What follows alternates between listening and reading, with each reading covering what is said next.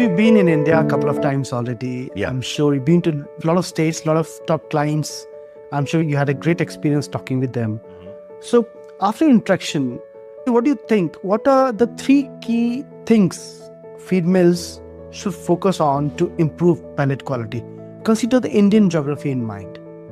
Yeah, so I mean, we kind of talked about this a little bit. Right. Consistency is going to be huge. So as you continue to change things, it's going to affect you in all sorts of different areas. And that can be from changing a raw ingredient. Okay. So if you're buying from one vendor today and you're buying from another vendor tomorrow, let's say you're buying corn, maize, they're not necessarily the same. Even if the moisture is the same, they're not necessarily the same. There's different types of corn, there's different soils, there's different environments they're all grown in, and they will all react differently. As a part of the consistency, the other thing I see is nutritionists constantly changing up formulas, trying to cut costs in the formula. This ingredient is cheaper today, this one is cheaper tomorrow.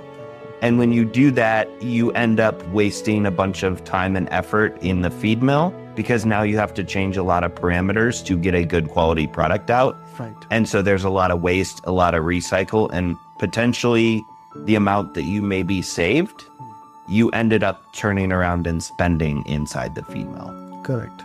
So from that perspective, consistency is important.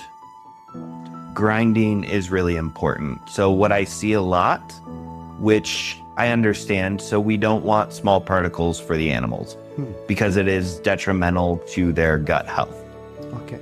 However, smaller particles are better for production.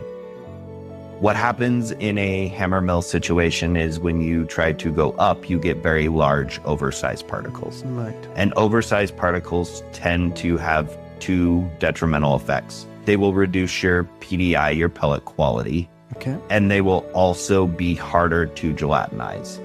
Because you have a very large particle, it takes more time for that moisture and temperature to gelatinize that starch, which makes it very difficult to get a high gelatinization out of your pellet mill.